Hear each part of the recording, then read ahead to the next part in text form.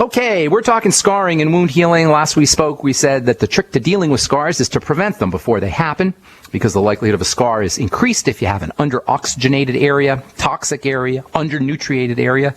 That means there's lots of things that we can do to help prevent scar formation. If you know that the likelihood of scars is increased when you don't have enough nutrition, either in the skin or in the body, if you're under-oxygenated, if there's inflammation that's blocking oxygen, or you got poor breathing techniques, or if you have toxicity, either internal toxicity or bacterial toxicity, that means there's lots of places that you can work to affect and improve wound healing and prevent scars. The most important thing you could do to prevent scarring is make sure you're healthy, first of all. That's the most important thing. If you've got wounds, if you're diabetic and you've got slow healing wounds, if you're an older folk or older person, if you're elderly and you got slow healing wounds, or you got a grandparent or a parent who's elderly with slow healing wounds, understand it's the body. It's the entire system that needs to be addressed first and foremost. And one of the best ways to do that is use nutritional supplements. Get yourself on the Mighty 90 essential nutrients. Not so much because you want to target the wound, but because you want to work on the body, and then the body will target the wound. This is kind of a fundamental idea of what I call the bright side philosophy. Target the body, work on the system, the body and the system will take care of the specific area that needs to be addressed. The medical model wants us going to the thyroid and go into the hair and go into the bone and go into the pancreas and go into all the different systems so that we'll throw up our hands and say, you fix me, because it is confusing. It's a mess. But if we say, hey, we're just going to take care of the body, we're going to nutriate the body, we're going to keep the body clean and pure, we're going to help the body detoxify itself, and we're going to make sure that the body's got enough oxygen and that carbon dioxide is being blown off through the exhalation process. We're going to make sure we're activating the relaxation nervous system, the parasympathetic nervous system. We're going to remove stressors from the body. Heck, we don't even need a doctor at that point. And you know what? We should never need a doctor unless you get hit by a bus for surgery. And God bless the surgeons. That's all. I mean, emergency surgery, not when they yank out your gallbladder, but emergency surgery. I call it heroic medicine. God bless heroic medicine. It's amazing. Other than that, you don't need a doctor, period. Maybe for a little bit of advice, or maybe for some education. The word doctor actually means educator. It comes from the root to educate. That's pretty much what a doctor should be doing, is educating. But this idea of using doctors to help us with our health, where did this come from? Oh yeah, from them themselves, from the medical model itself, the self-congratulating medical model that feels it's so important. Anyway, sorry to go off on a tangent here. Oxygen. Important, key. As we said, you can get wound healing benefits by applying oxygen directly to the skin, in addition to making sure that you're breathing. And the same is true about topical nutrition. You can and you should apply nutrients directly to the skin. Topical zinc, for example, can be very important for helping heal wounds. And of course, topical vitamin C is ultra important. If you guys have sent me I didn't expect to get all these emails for my topical vitamin C omega-6 healing cream, scar prevention cream. And I will be sending a bunch of them out next week. If you're interested, give me some time to get it to you. If you got an emergency, then just let me know it's an emergency. I'll put you on the top of the list, and we'll send you a sample or two of my wound healing cream, topical vitamin C and omega-6 fatty acid wound healing cream. Send an email to ben@ksco.com. K for King, S for Sam, C for Cat, O for Oscar. Internally, using nutrients and dietary strategies is also very important for wound healing. Staying away from pro-inflammatory foods, especially processed foods and sugars. This is always a good idea for all health issues, especially for wound healing. Staying away from any foods that cause digestive distress, of course, is also very important. Yesterday, we sort of mentioned a little bit about glucosamine and glucosamine-like compounds. These can also be very, very important for wound healing. And keep in mind now, internal breakdown, internal degeneration is a type of wounding. It's a type of internal wounding. So you can use your glucogel caps, you can use your bone soup, which contains glucosamine. Beef and chicken cartilage are sources of glucosamine. You can use all of these foods to help accelerate the healing process, the wound healing process, whether it's wound healing on the skin or whether it's degeneration inside the body, as I say, a type of wounding inside the body. And if you're thinking about glucosamine, you can also think about the Z radical from Longevity, which contains glucosamine-like compounds. Fucoidin, which is the active ingredient in the Z radical, one of my favorite, second or third favorite after the Beyond Tangy Tangerine Longevity products.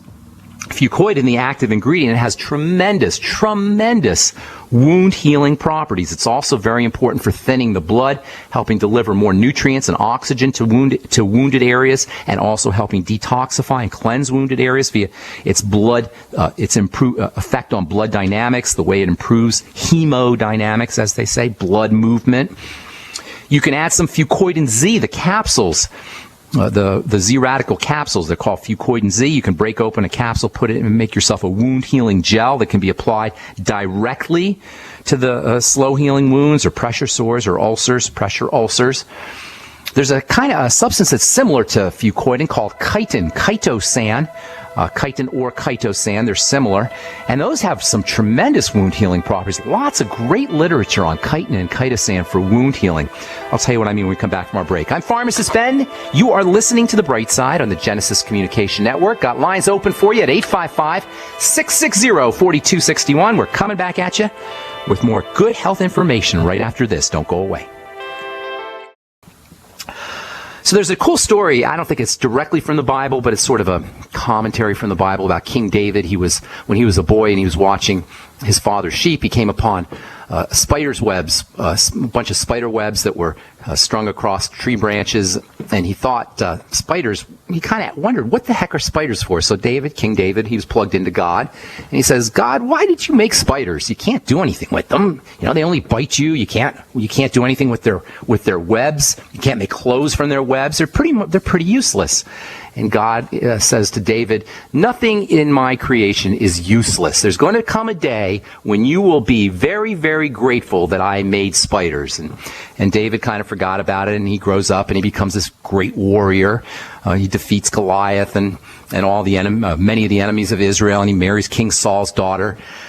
And the people loved King David. He was considered the greatest hero in all of ancient Israel. And King Saul was really jealous, and he thought David was going to take over his kingship. So he sends these soldiers to kill David.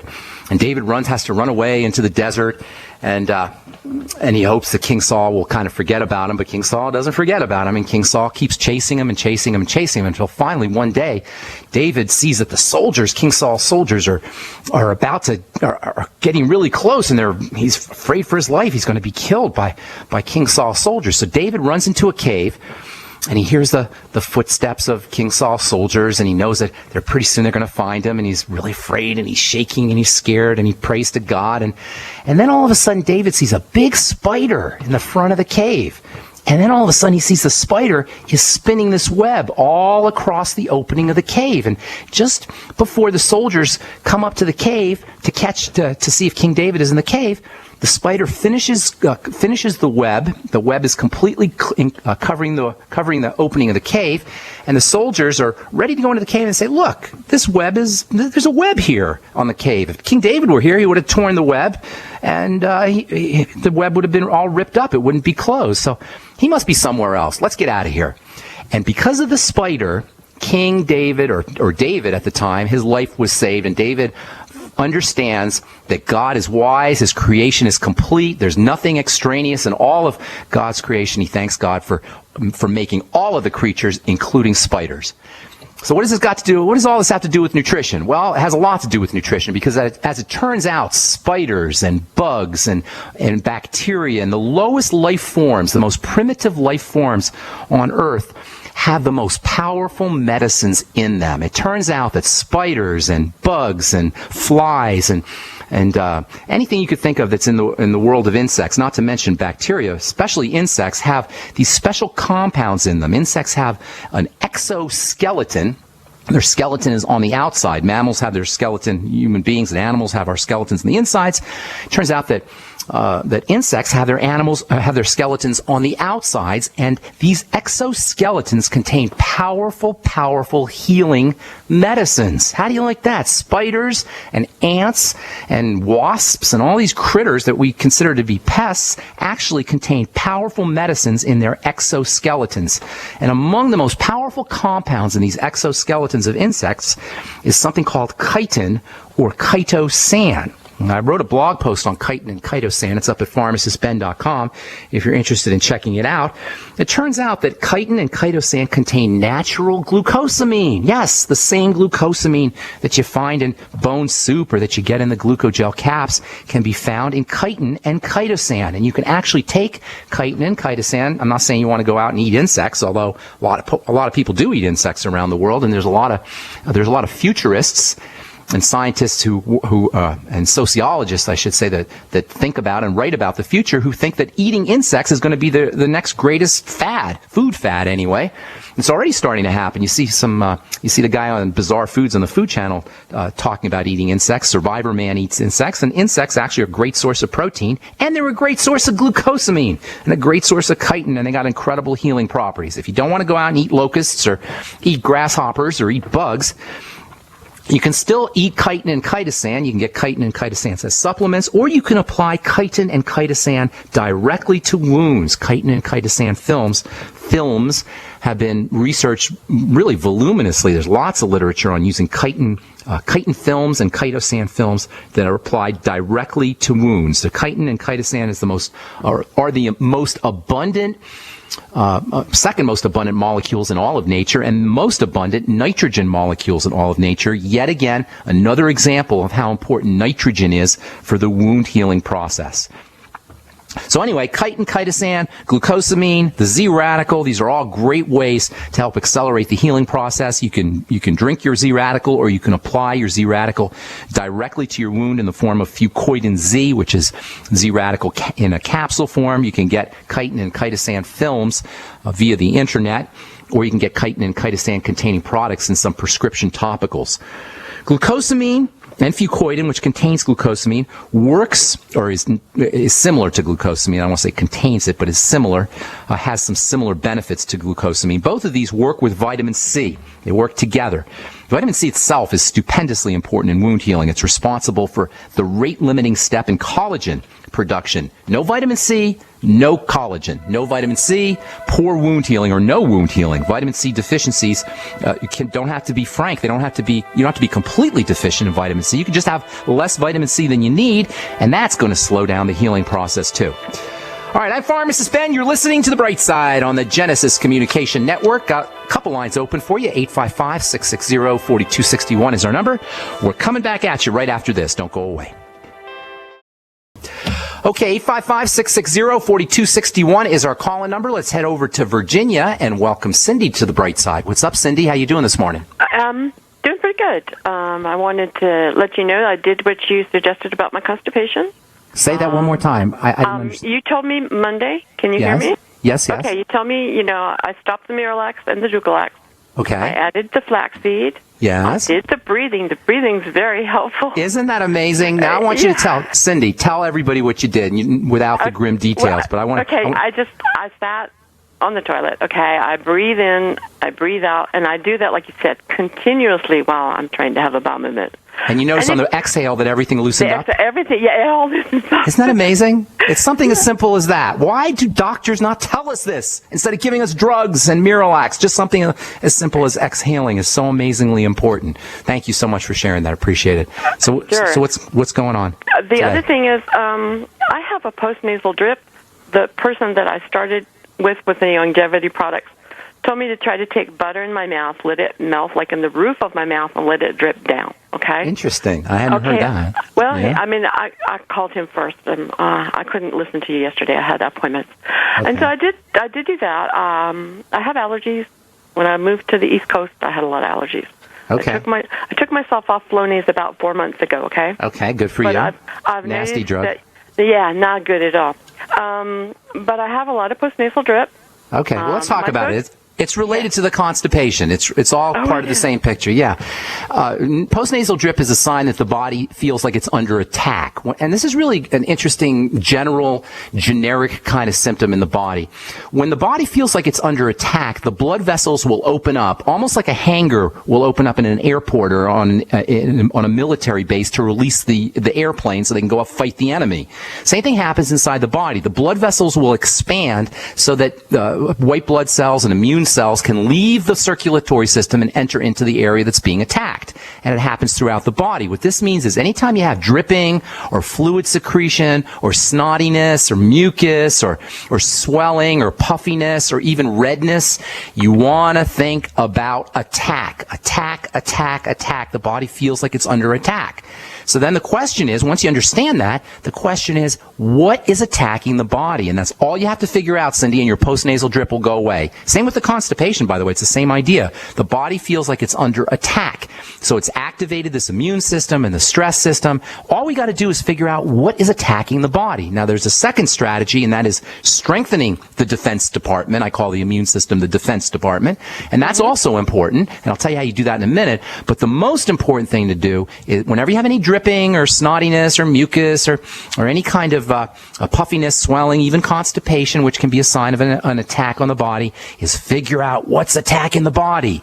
Now, it's not magical pixie dust that's coming from the air. You know, it's not something comes just being sprinkled on your head, although these days with chemtrails, that's probably is kind of a version of pixie dust that's coming from the air. But aside from that, it's usually something you're eating, Cindy, and it's probably something you've been doing your whole life. So first and foremost, you got to do that food diary, and you got to link the postnasal drip up to specific foods. Dairy is usually somehow involved. Grains can be a problem, but don't focus just on those two types of foods. Just think and don't have any preconceived ideas about good foods, bad foods. Just see what kind of foods you're eating right before you have your postnasal drip. It'll usually be something that you've eaten within the last hour or two. Eliminate the foods, the postnasal drip will go away. Second thing you want to do is strengthen the immune system, and there's lots of ways to do that. Of course, the Healthy Start Pack, the Mighty 90 Essential Nutrients, that goes without saying. You should be on that right away. Everybody should be on that. Whether you feel like you're perfectly healthy or not, you need the Mighty 90 Essential Nutrients, and you can find that. You can get the Healthy Start Pack at brightsideben.com. Also, the BioLumin Nightly Essence can be very helpful for all immune problems, including postnasal drip, including hay fever, including allergies. This is really important, including acne and skin problems. Any kind of inflammatory or immune condition will benefit or will improve once you get enough probiotics and good bacteria. I love the BioLumin Nightly Essence. You can get probiotics from foods, and there's other places you can get them, of course, but the BioLumin Nightly Essence is loaded with probiotics. In addition to having multiple strains of probiotics and lots of probiotics, it also has digestive enzymes in there too. Making sure you're eating fermented foods is also going to be important, in addition to the Mighty 90 Essential Nutrients. And then also you might want to throw in a few extra things, maybe a little extra vitamin C. You want to make sure you're getting some zinc, 50 milligrams a day of zinc picolinate, and probably it would be a good idea to get some vitamin A as well, maybe 20,000 international units of vitamin A. That's one of the most important, I don't want to say the most, but one of the most important immune system boosting vitamins. Lots of things you could do there, Cindy. And congratulations, that's awesome that you're starting to experience the simplicity of some of these ideas and how powerful they could be. Something as simple as exhaling. Who would have thought that exhaling could be as effective as a prescription drug, and you don't have to wait in line at the pharmacy or deal with your doctor or toxicity either. Does that help, Cindy? That helped a lot. Awesome. I thank you very much. And stay in touch. I'll pray that, I will stay in touch, and I will pray that thing goes really well tomorrow for you. And thank you. Appreciate it, Cindy. God bless. Have a beautiful day. All right, Lydia. Is this my friend Lydia that I haven't talked to? It is. Lydia, where you been? I thought you were mad at me.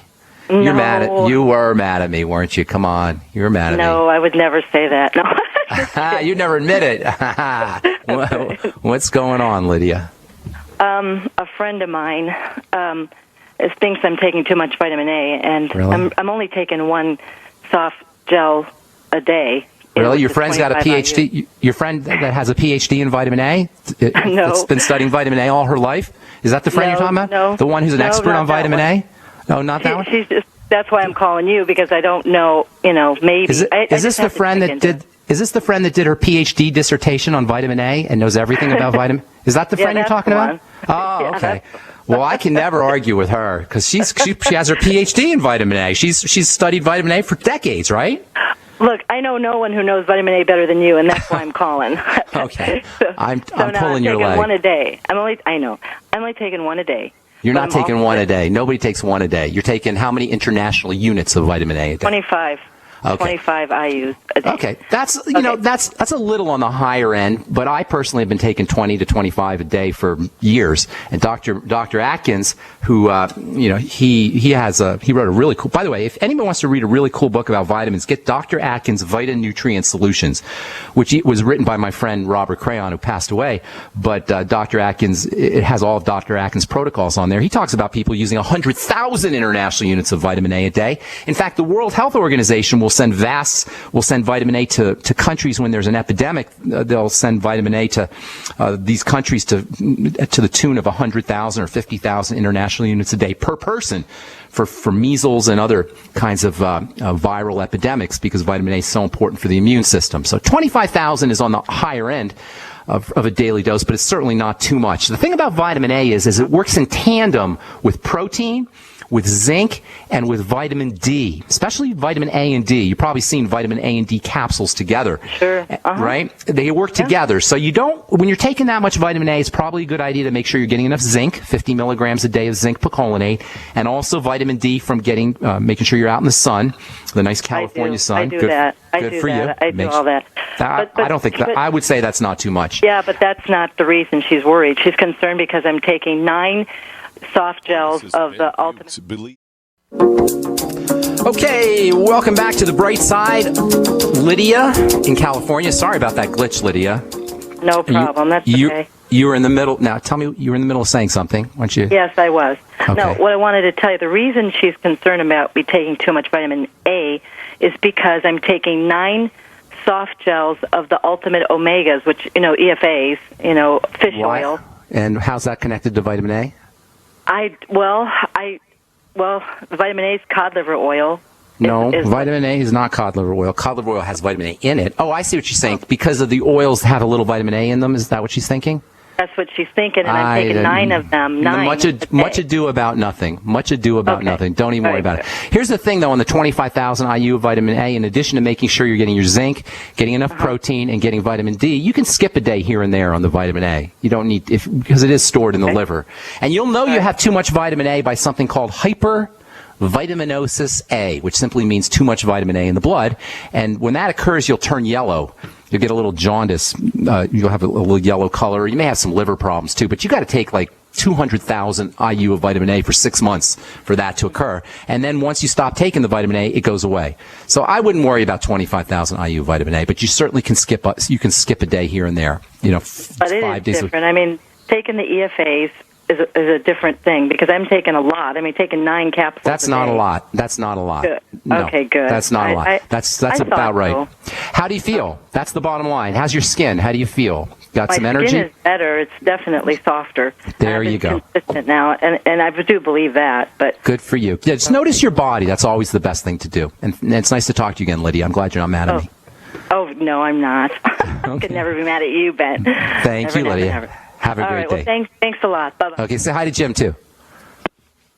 All right, that's my friend Lydia in California. Let's go to Boston and say hi to Kathleen. What's going on, Kathleen? Welcome to the bright side. Thank you, Ben. Thanks for taking my call. Sure. What's up? I've been having a lot of pain on my right-hand side, like right in front of my rib cage and behind it. And okay. Do you have your gallbladder still? Yes, I do. And I went to go see my acupuncturist about it, and when he touched the area, it was really sensitive, and he said something about the liver slowing down or being backed up, something in that area. Okay, well, it does sound, it's not unusual. How old are you, ma'am? 50. Okay, it's not unusual to have gallbladder issues, for a woman to have gallbladder issues right around the age of 50 or so. And you're probably perimenopausal or not yet? Any issues that way? Yes, I am. Okay. So here's the thing. See if you can track the pain down to specific foods. If you notice that you have a problem with fatty foods, or you have any other digestive issues associated with fatty foods, you can pretty much rest assured you're dealing with a gallbladder problem. As I say, it's not it's not atypical. A couple things, in addition to linking your pain and discomfort up to fatty foods, or even just eliminating fatty foods for a couple of days, and see if you notice. I'm a vegetarian, so. So I you're don't not eat any of it, so, you don't eat yeah. any fat. Well, there's still fats, and there's vegetables contain fats. Grains Okay. certainly contain fats. So see if you notice that when you lay off of fatty foods or essential fatty acid supplements, perhaps that you feel better, or if you take a lot of fatty supplements or eat fatty foods, it gets worse. In other words, link it up to fats is basically what I'm saying here. This is important for a couple of reasons. Number one, it's important because you don't want to have a gallbladder problem. But number two, bile helps you absorb vitamins, or helps you break down vitamins and absorb vitamins, and it also helps you clear out hormones. And at the age of 50, you're going to have some issues around your hormones, and you want to make sure you're clearing out that excess estrogen or the processed estrogen. And if you do have a gallbladder problem, that can really muck things up. So you want to make sure that your gallbladder is operating pristinely and perfectly. And so, in addition to identifying foods that are causing the problem, you also want to help the gallbladder work. You get on the ultimate enzymes, which contain bile salts. That'll help you with the gallbladder. In fact, you can think of the ultimate enzymes as pretty much medicine for the gallbladder. Probiotics can also be helpful for fatty foods. Get on the Biolumin Nightly Essence. Make sure that you're getting some acid after you eat meals, stomach acid replacement, either apple cider vinegar or betaine HCl. And you can also get something called pepsin, P-E-P-S-I-N, pepsin hydrochloride and hydrochloric acid. You can buy that at a health food store. The Z-Radical may be helpful for you. And last but most certainly not least, you want to make sure you might want to make sure that you're using lecithin, L-E-C-I-T-H-I-N granules after all fatty meals. The Mighty 90 is also important because if you do have a gallbladder problem, which it sounds like you might not be absorbing your vitamin A, your vitamin D, your vitamin E, or your vitamin K, or even your essential fatty acids, and all of that can be a problem. Do you have any skin issues, rashes, or dry skin, or anything like that? No. Nothing like that? You positive? Positive? Yeah, I'm positive. Okay, well, that's all a good thing. So you may want to just make sure that you're on the Mighty 90. If you want, you could throw in 20,000 IU of vitamin A, 400 IU of vitamin E, 5,000 micrograms of vitamin K2, and then get yourself out in the sun. That's the best way to get your vitamin D. That's always a good idea. But if you feel like your skin is a barometer for fatty vitamins and fatty nutrients. If you're positive that you don't have any dry skin or any skin issues, then you may be okay that way. But it wouldn't hurt you to get on all of those fatty supplements. So focus on fatty foods. Use those, anything that helps you absorb fats, the enzymes in the apple cider vinegar and the lecithin, etc. Okay? Okay, beautiful. Thank you very much, Ben. I appreciate it. Have a beautiful day in Boston, Massachusetts, Kathleen. Okay, Linnell in Iowa, what's up? Welcome to the Bright Side. Hi. I'm calling for my mother-in-law who has, she was diagnosed last year. She had an outbreak of vasculitis on her legs. All right. How old is she?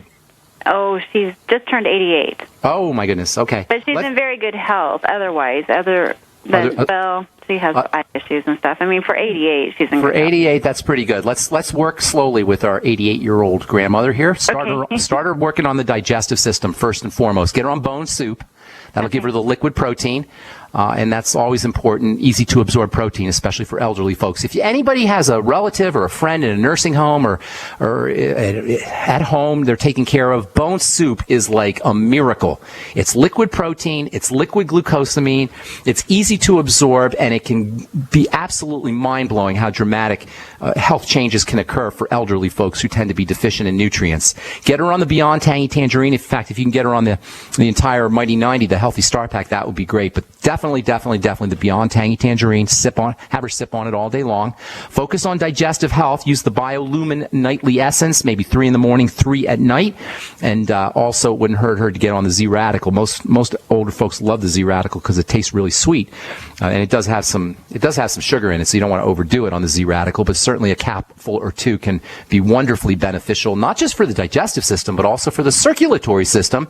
Of course, vasculitis is an inflammation in the blood vessels, so that's a circulatory system issue, and it involves the immune system. So you'll be killing two birds with one stone, kind of. That's kind of a bad saying, but you know what I mean. Okay. You'll be working with her immune system, and you'll also be working with the digestive system with the Z-Radical. So you can do a lot of things for your 88-year-old grandmother, and that's one of the neat things about supplementation. The sicker we are or the more deficient we are in nutrients, the faster we can turn things around. And you should notice results within 24 hours, especially from that bone soup. But certainly the Beyond Tangy and the Biolumin Nightly Essence will help you as well. Okay, Linnell? Thank you. Thank you. Have a beautiful day. God bless. All right, Lee in Florida. I got about a minute. What's going on, Lee? Yes, as a dialysis patient Yes, and ma'am. now unable to afford the Renagels, is there something else naturally Yes, I can yes, take to yes, find yes. the phosphorus? Yeah, we're having we got a really bad connection, so I'm going to let you go here.